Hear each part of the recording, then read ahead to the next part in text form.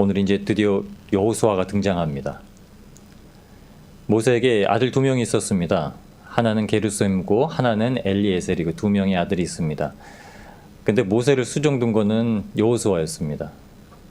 성경에 보면 아들들이 그 아비의 능력을 따라가고 그 성령을 따라가는 건 참 드문 일이었습니다. 왜냐하면 제사장들도 보면 제사장의 아들은 아버지가 신실하다고 아들이 신실하지 않거든요. 그 게르솜과 엘리에셀도 당연히 아버지를 섬기고 아버지가 선지자로서 이스라엘 백성을 이끌고 광야에서 약속받은 땅으로 들어가려면 그 두 명이 어떻게 보면 모세를 섬기는 자들로 나와야 되는데 그렇지 않습니다. 오늘 여호수아가 왜 그런 인물인지 성경이 우리한테 말씀해주고 있는데 첫 번째 전쟁이 이제 시작됩니다. 근데 여호수아는 젊은 자였죠. 눈의 아들 여호수아는 모세의 수종자라고 이렇게 얘기를 하는데 여호수아가 오늘 보면 얼마나 신실한 자였는지 알 수 있습니다. 모세가 성령님의 인도하심 따라서 사람을 분별하는 능력이 있었을 겁니다. 그러다 보니까 여호수아가 있고 여호수아에게 또 말합니다. 무엇이라 하냐면 택한 자를 데리고 나가라고 합니다. 그리고 나가서 그 진에서 싸워서 이기는 걸 보라라고 얘기를 합니다. 모세는 약속의 땅에 들어가지 못했습니다. 모세가 약속의 땅에 들어가지 못한 이유는 오늘 큐티 말씀 본문에 있는 출애굽기 17장 1절부터 시작되는 말씀, 이거 민수기 20장에 있는 말씀입니다. 모세가 반석을 치는 사건이 한번 나옵니다. 근데 출애굽기 17장 이 본문에는 아무렇지도 않아요. 그냥 이스라엘이 하나님을 원망하고 하나님이 계신가, 여호와가 계신가 안 계신가 시험하는 사건이 나옵니다. 그런데 민수기 20장에 보면은 여호와가 모세에게 대하여 네가 이제 약속받은 땅에 너는 들어가지 못한다라는 말씀이 나옵니다. 똑같은 이 사건 때문입니다. 오늘 본문에는 하나님께서 반석을 치라 이렇게 모세가 기록합니다. 이것도 출애굽기도 그렇고 민수기도 그렇고 다 모세가 기록한 겁니다. 그럼 모세가 다 기록을 했는데 모세가 자기의 시점으로 기록한 게 있고 하나님의 시점으로 기록한 게 있습니다. 자기의 시점으로 기록한 건 출애굽기고요. 하나님의 말씀을 받아서 그대로 기록했지만 자기가 나오는 본문. 왜냐하면 여기서 출애굽기 17장 1절부터 시작되는 이 하나님을 의심한 사건의 중심은 이스라엘 백성이에요. 하나님이 계신가 안 계신가. 왜 우리가 목말라 죽겠는데 하나님 왜 우리한테 물도 안 주시나. 하나님이 그래서 안 믿는 그 모든 이스라엘 백성에게도 은혜를 베푸셔서 아무 공로 없이 천국 들어가 아무 공로 없는 자들에게까지 반석이신 예수 그리스도를 쳐서 생명수 생수를 내주신 사건, 이것만 딱 기록하고 있습니다. 근데 민수기 10장 쭉 읽어보시면 무엇이라고 얘기하냐면 여호와께서 명령하시기를 너는 반석에 대해서 명하라 이렇게 얘기하세요. 모세가 오늘은 자기가 쳤던 사건을 가지고 그냥 하나님께서 반석을 치라 이렇게 말씀했다고 기록한 것 같아요. 민수기엔 그럽니다. 내가 분명히 너한테 반석에게 명하라 했는데 모세가 분기가 올라와서 반석을 내가 너희에게 물을 내게 하리라, 하나님이 너희에게 물을 주겠다 이것도 아니고 내가 너희에게 물을 내게 하리라 하면서 반석을 두 번 쾅쾅 칩니다. 화났다고. 근데 이 사건이 이 한 번의 사건, 이게 하나님께서 모세를 보시기에 네가 합당하지 못하다, 약속받은 땅에 들어가지 못할 자다라고 이제 여기는 사건이 됩니다. 모세가 얼마나 억울했겠습니까? 무슨 사건이 일어날 때마다 주님 저를 생명책에 지워주셔도 이스라엘 백성을 살려주십시오 이렇게 말하던 자인데 그 반석 두 번 탕탕 쳤다고 못 들어가게 하는. 민수기는 그렇게 나옵니다. 하나님의 거룩함을 나타내지 않고, 그러니까 하나님이 그들에게 물을 주시는 사건은 예수 그리스도를 통해서 우리에게 구원을 베푸시는 그 거룩함을 드러내시는 예표의 사건, 그림자의 사건이었는데 모세가 그것을 방해했다라는 거예요. 마치 베드로가 주님 앞에 쫙 맞고 서서 주님 그리 하면 안 됩니다, 가시면 안 됩니다 막았던 것처럼. 잘 말은 잘하고요. 주는 그리스도요 살아계신 하나님의 아들입니다 그러고 나서 갑자기 쫙 갈 길을 막죠. 십자가의 갈 길을 막죠. 모세가 그랬습니다. 오늘 본문을 보시면 4월 달에 저희가 출애굽기 17장으로 주일 말씀 나눴던 겁니다. 그거는 저희가 17장 1절부터 5절까지 앞절 말씀 가지고 이제 돕는 손, 다투는 손이라 해가지고 말씀을 나눴습니다.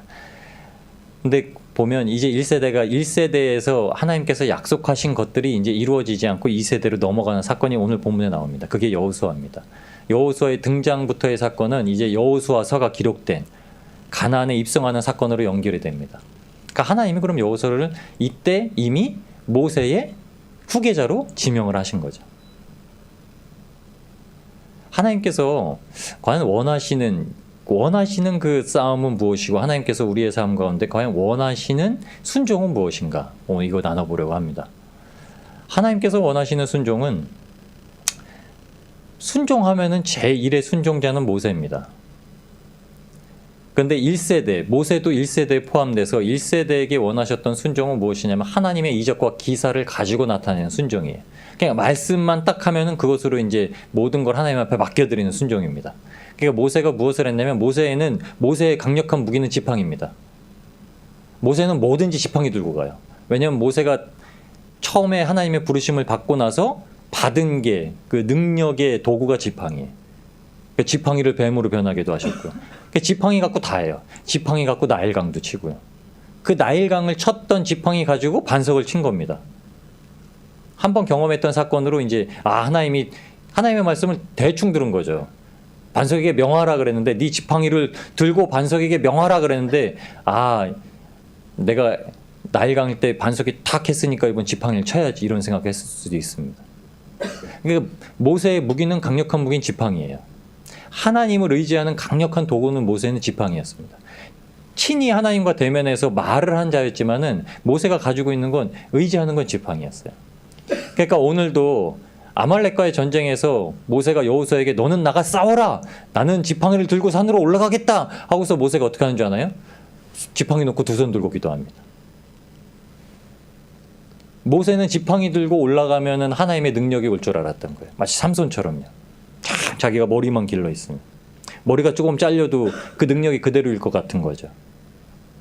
근데 삼손은 머리카락 7가닥이 잘린 후에 하나님의 능력이 떠나갔습니다. 하나님의 능력이 떠나갔다는 건 그 어떤 물건에 하나님의 능력이 임재한다는 게 아니죠. 하나님을 순종하고 하나님 앞에 하나님의 말씀대로 살아갈 때 능력이 나오는 겁니다. 하나님께서 이스라엘 백성들에게 베푸셨던 은혜 1세대가 가졌던 건 하나님께서 10번의 재앙을 보이시고 11번째 바로까지 수장시키는 사건을 통해서 그냥 아무것도 없이 하나님이 다 하신 사건입니다. 하나님이 다 하셨어요. 모세는 그 10번의 사건 그리고 11번째 홍해를 건너는 사건을 통해서 하나님을 온전히 신뢰한 점, 그 전부터 온전히 신뢰했지만 그 중에 온전히 하나님만을 바라보던 자였죠. 이스라엘은 그 사건을 겪고 그 사건이 다 이스라엘을 위한 사건이었는데요. 6월절이 완전히 그래서 이스라엘이 하나님께서 그 피를 보고 넘어가시겠다. 사망을 넘어가시겠다 하고서 이스라엘에게 다 6월절을 기념하게 하셨잖아요. 그게 모세만 적용된 사건이 아닙니다. 모세를 위해서만 주신 사건이 아닙니다. 그건 이스라엘을 애굽에서 완전하게 탈출시키시기 위해서 주신 사건이었던 거죠. 그러니까 이스라엘 백성들한테는 1세대한테는 광야의 1세대한테는 무엇을 요구하셨냐면 하나님께서 말씀만 보고 하나님께서 행하시는 일만 보면 됩니다. 그게 말씀대로만 행하기만 했다면 1세대는 정말 아무 걱정 없이 사는 거죠.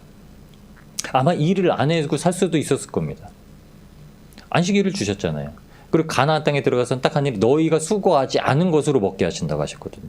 너희가 지금 그게 안식이에요. 안식의 개념이에요. 너희가 이제 일을 하지 않는 거야. 너희가 죄로 인해서 그 망가졌던 한 가지 일이 무엇이냐면 죄로 인해서 죄의 형벌을 받은 게 뭐냐면 늘 수고해서 먹어야 됐던 거. 근데 광야의 기간에서 그것이 순종되어서 가나안 땅에 1세대가 들어갔다면 무엇이냐면 이 지구상에 예수님은 안 오셨을 겁니다. 끝났죠. 하나님의 약속이 성취가 됩니다. 죄가 다시 도말됐을 겁니다. 예수님이 오셔야만 했지만요. 당연히 그렇게 못했던 거죠, 이스라엘은.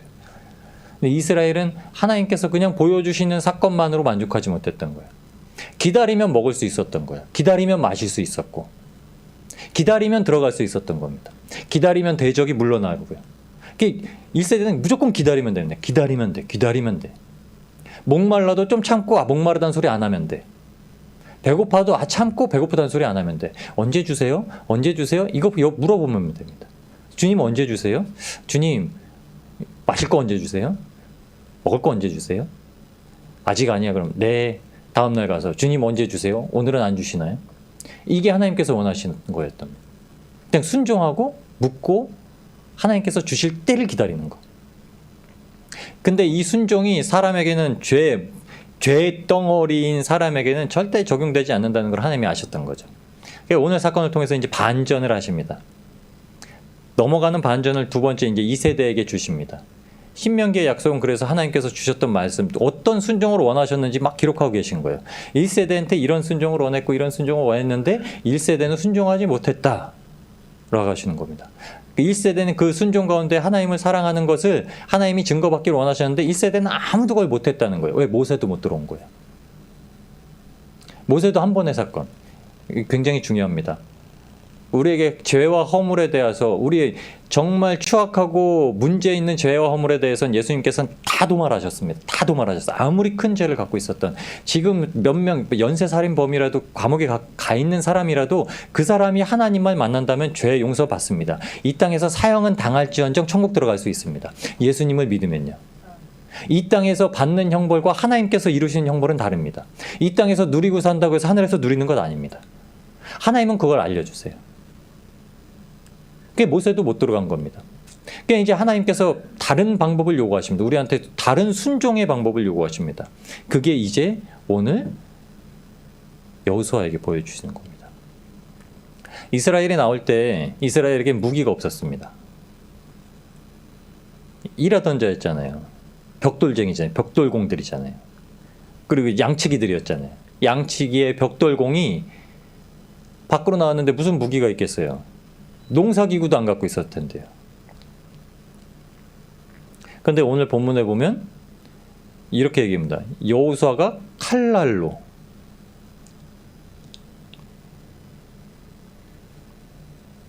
여호수아가 13절에 여호수아가 칼날로 아말렉과 그 전쟁을 쳐서 파하니라. 아멘. 나올 때 애굽 사람들한테 칼 좀 줘, 이렇게 해석하고 나왔을까요? 애굽 사람들이 칼은 절대 안, 무기가 될 만한 건 절대 안 줬을 겁니다. 갔다 당연히 와야 되는 노예들로 생각을 했으니까요. 근데 도망쳤잖아요. 그러니까 바로가 쫓아온 거죠. 바로가 병거와 군대, 무기를 가지고 막 쫓아온 거죠. 이스라엘 백성들이 가지고 있던 칼은 무엇일까요? 양 잡을 때 쓰던 칼이에요. 양 잡을 때 쓰던 칼. 상식적으로 생각하면 이스라엘이 가지고 있던 칼은 집에서 밥질 때 쓰던 칼, 고기 썰고 양 썰고 했을 때 했던 칼입니다. 얼마나 큰지 모르겠어요. 성경에 나와 있지도 않습니다. 그러나 합리적으로 추론해보면 그거밖에 없습니다. 거기가 정글이 아니었으니까 정글도도 아닐 거냐. 풀 이렇게 막 베는 그런 칼도 아니었을 것 아닙니까? 작은 칼일 수도 있고, 고기를 또 썰어야 되기 때문에 좀 긴 거, 발골을 해야 되기 때문에 좀 긴 칼일 수도 있었을 겁니다. 그 칼 가지고 나갔다는 겁니다. 그거 가지고 사람을 얼마나 쳤겠습니까? 아말렉은 그 당시에 전쟁을 좋아하는 호전족이죠. 호전족. 그러니까 르비딤, 하나님께서 나와서 광야에 나왔던 평야라는 뜻입니다. 르비딤에서 목마르다고 하나님 앞에 부르짖다가 이제 물 마시고 쉬고 있는데 아말렉이 르비딤에 있다는 얘기를 듣고 아말렉이 르비딤에 와서 싸움을 거는 겁니다. 약탈하러 온 거예요. 아말렉은. 저들이 애굽에서 나올 때 애굽 사람들한테 뭘 받았는지 소문을 들었을 수도 있고, 아니면 이들이 나오니까는 미리 우리 동네 들어오지 말라 하고 치러 온 걸 수도 있죠. 근데 거기에는 한 가지 또 이유가 있었던 거죠. 침략이죠. 침략. 노략질하기 위해서. 그럼 그들은 무기를 가지고 있었을 거 아닙니까? 싸울 수 있는 칼을 가지고 있었을 겁니다. 창도 가지고 있을 수도 있고요.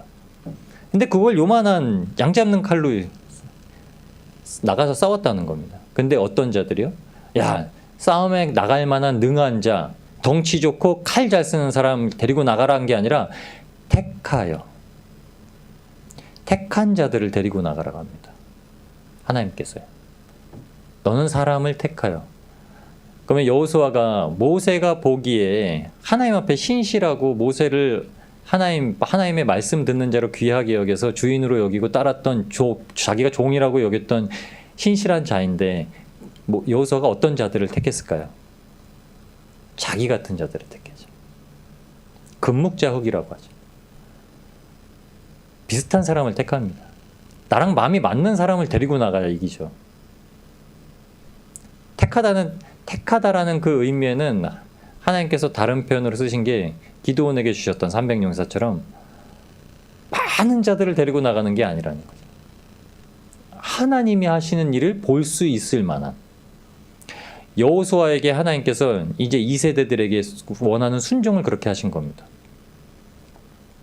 아마 지금 여기 나왔던 2세대들에게 여호수아가 데리고 나갔던 자들은 2세대가 아니었을 겁니다. 왜냐하면 강에 나온 지 얼마 되지 않았거든요. 그럼 2세대는 거기서 태어난 자들을 말합니다. 애굽에서 태어나서 나온 자들은 아무도 못 들어갔으니까 거기서 나왔던 장년들이겠죠. 청년들. 그러니까 그 중에서도 신실한 자들이 있었을 겁니다. 레위인들처럼요. 모세가 돌판을 깨뜨리고 나서 아론과 이 방자한 이스라엘 백성들에게 여호와의 편에 설 자가 누구냐? 너희 종족, 너희 형제, 너희 친구들을 칠 자가 누구냐? 레위인들은 서슴없이 나와서 그랬습니다. 레위인들이 주가 됐었을 수도 있을 겁니다. 아니면 유다 족속이 주가 됐었을 수도 있고요. 그 중에서 진짜 하나님 앞에 순종할 수 있는 자, 그 자들이 나왔을 겁니다. 얼마나 많이 나왔을까요? 60만 중에 성경은 기록하지 않습니다. 성경이 많았다면 많게, 적었다면 적게 기록할 텐데 그게 기록하지 않아요. 그건 중요한 이슈가 아니니까요. 중요한 이슈는 여호수아에게 정권이 넘어갔다. 이렇게 전쟁을 할 수 있는 권한이 넘어갔다는 거죠. 그럼 1세대들에게는 무엇을 주었냐면 모세와 아론과 훌은 기도하는 거예요. 기도하는 거로 넘어갔습니다. 이제 하나님의 이적이 아니에요. 모세가 사용하던 지팡이로 말미암아 행했던 이적이 아니라 이제 기도밖에 없다. 이제 하나님께서 베풀어 주셨던 삶의 모든 이적은 본 것으로 되었다. 하나님이 살아계시다. 하나님이 나와 함께 계시다라는 거 됐다는 겁니다. 그럼 전쟁에서 승리하기 위해서 이미 경험한 우리에게는 무엇이냐면 기도해라. 주시는 겁니다. 저희가 이제 전쟁에 못 나갈 수도 있어요. 근데 하나님께서 그러시는 겁니다. 새로움을 받은 우리는 전쟁에 나갈 수도 있고 또한 우리가 공동체 안에서 하나님께서 세우시는 다음 세대들은 전쟁에 나가서 싸워 이기는 걸 경험하게 하는 거죠. 그 전쟁의 자리에 나가는데 두렵지 않았을까요? 여기는 감정도 표현이 안 돼 있습니다. 근데 여호수아가 무엇을 보았죠? 모세 옆에서 날마다 모세가 하나님과 대면하고 하나님과의 말씀 듣는 게 무엇인지 보았다는 거죠. 그럼 하나님께서 무슨 말씀을 하시면 그대로 이루어지는 거죠. 여호수아는 간접적인 순종을 늘 경험했던 겁니다. 와, 그렇네. 우리 엄마는 기도만 하면 되네. 우리 엄마는 기도만 하면 응답이 되네. 아, 우리 엄마는 뭐 기도했는데 응답 안 됐는데도 뭐 저렇게 좋아하시네. 믿을 구석이 생기는 겁니다. 믿을 구석이, 여호수아는. 그럼 넌 데리고 나가라 그러면 전쟁을 한 번도 안 해본 여호수아와 그 청년들이 나가서, 요새 또 이순신 장군 영화가 또 개봉해가지고 인기더라고요. 이순신 장군처럼 하객진을 펼치거나 전술을 펼친 것도 아니고 그냥 나가서 야 우리 어떻게 하자, 너 저로 3명 가, 너 절로 3명 가, 이것도 아니고 막싸움 아니겠습니까? 그 싸움 못하는 애들 어떻게 하는지 아시죠? 싸움 못하는 애들은 눈 감고 이렇게 사도 바울이 뭐라고 하냐면 그래서 허공을 치는 것 같이 한다 그래요. 신기한 거는 이스라엘이 이겼고 그 청년들은 절대 허공을 치는 것 같이 안 했다는 겁니다. 아마 그 중에 아주 총명한 자들이 택함받았을 거예요. 애굽의 군대가 어떻게 하나 이렇게 딱 보고만 해도 따라할 줄 있었던 사람들. 하나님께서 영의 감동을 주셔서 지혜 있는 자들. 부살렐과 오홀리압처럼 성전을 만들 때도 그랬거든요. 하나님의 영과 지혜가 있는 자를 택해서 그들을 통해서 성전을 짓게 하십니다. 그러니까 그 가운데 그런 자들이 너무 많았던 거죠. 전쟁에 나가는 자는 누구냐면 하나님의 지혜와 성령을 받은 자가 전쟁에 나가는 겁니다. 그러니까 이제 1세대랑 이제 딱 차원이 틀리다라고 바뀌었다고 하시는 겁니다. 이제 주님께서는 너를 쓰겠다라고 하신 거예요. 저희한테 이제 내가 모든 기적을 베풀고 이적을 베푸는 것으로서 하는 게 아니라 이제 네가 해야 된다라는 거예요. 네가 나가야 전쟁터에 나가, 영적 전쟁터에 이제 스스로 서야 되고, 이제 네가 의지할 거는 하나님께서 주신 뭐 기도, 이제 지팡이도 아니고 무엇도 아니고 하나님께서 주신 말씀, 성령의 검. 아주 조그만 것 같아 보여도 그것을 가지고 이제 서게 하신다는 겁니다. 여호수아가 그걸 본 거죠. 그리고 나서 여호수아가 가나안을 들어가서 이제 12지파에게 너는 너희 지파는 어디 가서 어디가 싸워서 차지해라. 그 땅을 차지해라. 이렇게 얘기합니다. 어떻게 보면 여호수아가 모세보다 더 군대장 같은 사람이었습니다. 거기에 한 명 또 갈렙이 있죠. 두려워하지 않는 자. 2명이 들어간 겁니다. 전쟁에 능한 2명이 들어간 겁니다. 이 세대 중에. 하나님은 전쟁에 능한 자를 이제 만드십니다. 전쟁에 능한 자는 하나님이 군대장인 걸 알고 전쟁은 여호와께 속했다는 걸 고백하며 나아가는 자들인 겁니다. 주님께서 우리한테 요구하시는 순종이 이제 이겁니다.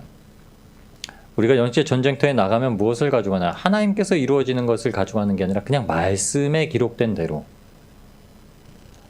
기도에 의지해서 내가 드리는 기도. 그리고 여기서 중요한 사실이 나옵니다. 우리가 각자의 삶에서 영적 전쟁을 치를 때 중보기도, 합력기도를 절대적으로 의지하라는 거죠. 왜냐하면 그 합력기도의 맨 뒤엔 누가 계시냐면 예수님이 계시는 거죠. 성령님이 계시고 하늘에서 우리 머리털 하나까지 다 세신 그 주님이 우리의 상황도 다 아시고 우리의 마음도 다 아시고 우리의 상황과 우리의 영적 전쟁터에서 어떻게 이겨야 되는지도 다 알고 기도하고 계시다는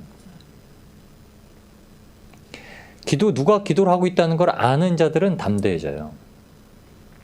나는 믿을 구석이 하나 없어. 이런 자들이 좌절하고 절망하죠. 야, 너 잠깐 기다려. 옛날에 그러죠. 동네에서 막 얻어맞고 있다가도 집에 덩치 큰 형이 있는 애는 너 두고 봐. 쌍코피 흘리면서 너 우리 형한테 이럴 거야. 그럼 일러라 하면 와서 또 쌍코피 맞죠. 형 데리고 와서요. 믿는 구석이 있으면 복수를 꿈꾸죠. 두렵지가 않은 거예요. 내가 지금 지고 있는 이 상황이 진 게 아니에요. 우리 아버지가 어떤 분이신데요? 우리 아버지가 이 세상을 모두 소유하시고 이 세상을 창조하시고 이 세상을 만드시고 주관하시고 우리에게 구원을 베푸셔서 우리에게 약속하신 땅을 들어갈 때까지 우리를 붙드시고 계신 분입니다. 이 세상에서 눈이 멍들고 쌍코피 터지더라도 걱정할 필요 없습니다. 우리에게 주신 형제자매가 함께 기도하고 있고요. 주님께서 우리가 승리하도록 기도하고 계시고요.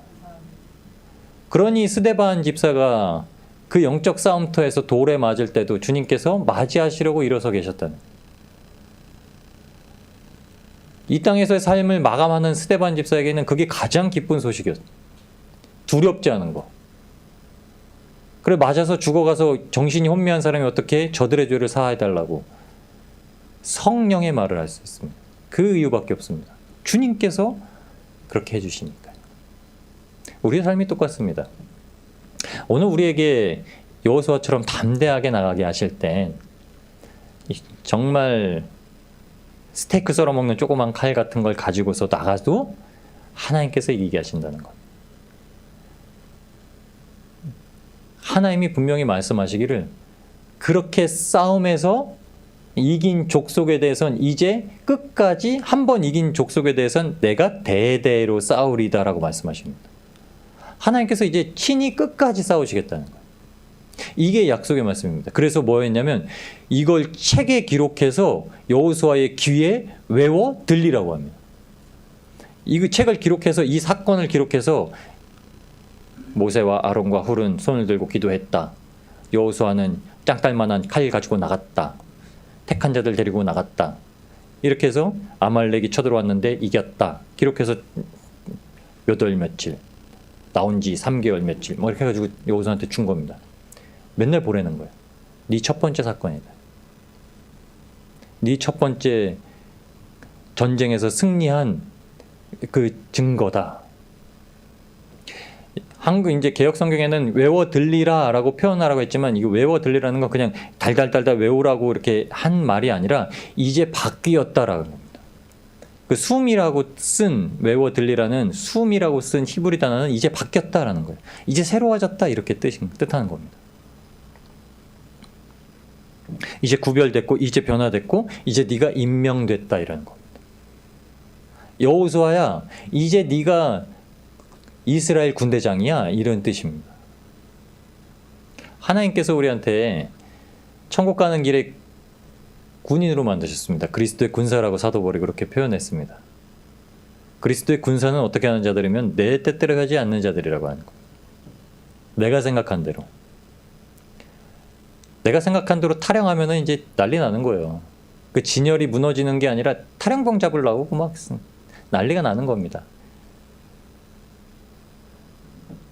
우리가 그 자리에 있어서 그 질서를 지키고 균형을 지키면 하나님께서 어떻게 만드시냐면 강한 군대로 세우신다는 겁니다. 강한 군대로. 근데 우리를 강한 군대, 이 땅에서는 영적으로 이기는 군대, 그 다음에는 다른 표현으로 성경에서 한 번 더 얘기를 하는데 그게 마하나임입니다. 이게 여호와의 군대, 야곱이 가다가 내가 하나님의 사자들을 만났다, 하나님의 군대를 만났다, 그래서 그곳 이름을 마하나임이라고 딱 졌는데 원래 그 군대라고 표현하면 안 되고 마하나임은 대사 이런 뜻입니다. 하나님의 사자들, 대사들을 만났다 이런 뜻입니다. 우리가 근데 개역 성경에는 그걸 군대라고 친히 그렇게 써놨죠. 왜 그럴까요? 저희는 하나님의 군대는 영적 싸움을 하는 자이기도 하고 복음을 들고 나아가는 하나님의 대사이기도 한 겁니다. 여호수아가 그렇게 들어가는 땅에서 여호수아가 이제 놀라운 일을 겪게 되죠. 여호수아가 이제 하나님 앞에 순종하는데 어떻게 되냐면 모세와 같이 순종합니다. 굉장히 신기한 거는 여호수아는 모세와 같이 하나님의 이적과 기사를 바라는 온전히 하나님의 말씀에 의지하는 순종도 배웠고 자기에게 주신 하나님께서 주신 전쟁하는 순종도 할 수 있게 된 거예요. 이제 갑절로 받은 거죠. 마치 엘리야가 승천할 때 내게 선생의 은혜를 능력을 갑절해 주시옵소서. 여호수아가 그래 어떻게 하죠? 모세가 했던 것처럼 여호수아는 여리고성을 덮니다. 말씀대로 그대로 해요. 7번 돌아라. 7번째 돌 때는 큰 소리 치고 막 두들겨라. 그럼 어떻게 한다고요? 여리고성이 무너지리라. 하나님의 이적으로 무너지는 사건도 있지만 친히 나가서 전쟁에서 이기는 사건도 나옵니다. 아이성에는 하나님의 말씀대로 하지 않아서 아간의 범죄로 말미암아 한번 뚝 져서 나오죠. 그러고 나서 다시 나가서 이깁니다. 우리 사건 가운데 우리의 삶은 하나님께서 놀랍도록 역사하시는, 저희가 완전히 아무것도 할 수 없는, 손 쓸 수 없는 상황에서 하나님께서 역사하시는 방편이 있습니다. 그러나 또 한 가지가 무엇이냐면 하나님께서 말씀하신 대로 순종하고 나아가서 전쟁을 할 때 하나님께서 이기게 하시는 것들이 있습니다. 저희는 그 두 개가 다 필요합니다. 그러니까 무엇이 중요하다, 무엇이 맞다, 무엇이 중요하지 않다, 무엇이 틀리다라는 게 아니에요. 하나님은 이제 저희한테 다 요구하십니다. 그래서 전부를 요구하시는 거죠. 그러니까 하나님을 사랑할 때 전심을 해서 사랑을 하는 거예요. 그러니까 하나님을 섬길 때 전심을 다해서 섬기라는 거죠. 그러니까 하나님을 향해서 전심을 다해 섬길 때는 이웃을 향해서도 그렇게 할 수밖에 없다라는 거죠. 어떤 자들이 그럴 수 있는 자들인가? 주님께서 오늘 말씀하십니다. 온전히 주님을 믿고 하나님의 깃발을 꽂는 자. 그 하나님의 깃발은 예수 그리스도의 십자가밖에 없습니다. 예수 그리스도의 십자가가 우리 마음판 가운데 새겨질 때, 그것을 섰을 때 성경은 말합니다. 주님을 찌른 자가 그를 보리라 라고 해요. 우리가 다 주님을 찌른 자입니다. 찌른 자야 주님을 볼 수 있는 거예요. 주님을 찔렀는데 거기서 나온 보혈이 찌른 자를 살렸다는 것. 주님을 대충 넘어가고선 우리의 삶이 하나님 앞에 순종할 수도 없고요. 하나님 앞에서 싸울 수도 없습니다. 오직 예수님의 능력밖에 없는 거죠. 예수님의 이름을 그래서 주신 겁니다. 예수님의 이름은 귀신을 쫓아내는 능력도 있고, 병든 자를 치료하는 능력도 있고, 죽은 자를 살리는 능력도 있고, 구원받지 못한 자가 구원받는 놀라운 은혜도 있는 겁니다. 예수님 이름을 붙들고 우리가 끝까지 살아나간다면 주님께서 오늘 여호수아에게 이제 새롭게 갱신하시는 영적 전쟁을 우리가 잘 치러 나가게 하실 겁니다. 두려워하지 마시고 예수님의 이름으로 믿고 기도하시고 그 특별히는 서로 협력해서 더 하나님 앞에 의지하시고 많이 기도하시고 함께 기도하시고 말씀 가운데서 늘 말씀의 검 이거 아니면 못 듣습니다. 말씀의 검 들고 있어야 6월절 어린 양을 잡던 칼을 가지고 전쟁터로 나가든지요. 말씀의 검을 가지고 성령의 검을 가지고 전쟁터 나가든지 집에서 스테이크 썰던 칼, 호박 썰던 칼 가지고는 못 나갑니다. 그 칼 6월절 날 양을 잡아가지고 그 피를 임방과 문설주에 바른 그 칼 가지고 갈 수 있습니다. 그 칼. 오늘 주님께서 우리한테 그 칼 가지고 들고 서 있게 하시는 겁니다. 예수님의 십자가의 보혈이 우리에게 늘 승리를 주실 줄 믿습니다. 아론과 훌의 기도처럼 함께 기도하시고 우리의 중보가 협력 기도가 얼마나 큰 능력을 발휘하시는지 또 삶에서 경험하시고 다음 세대가 승리의 전장에서 승리할 수 있도록 또 다음 세대를 위해서도 기도해 주시기 바랍니다. 말씀을 읽는 훈련 그리고 말씀을 읽히는 훈련을 통해서 전쟁에서 날마다 승리합니다. 비록 이 땅 가운데선 부족해 보이고 모자라 보이고 지는 것 같은 인생일지라도 주님께서는 말씀을 통해서 예배를 회복하게 하시고요. 예배를 회복해서 오늘 모세가 이제 그 전쟁에서 이기자 단을 쌓습니다. 단을 쌓고 거기서 하나님 앞에 감사를 드리고 그곳의 이름을 이렇게 얘기합니다. 이곳은 하나님께서 승리를 주신 곳, 하나님의 깃발을 이제 꽂아낸 곳. 주님께서 우리의 마음을 다 보고 계시니 우리가 마음을 다해서 주님을 순종하고 하나님의 능력 안에서 우리 마음 가운데 늘 십자가를 품고 예수님의 이름을 품고 살아가시는 복된 멜리드 성도님들 되시기를 주님의 이름으로 축복합니다.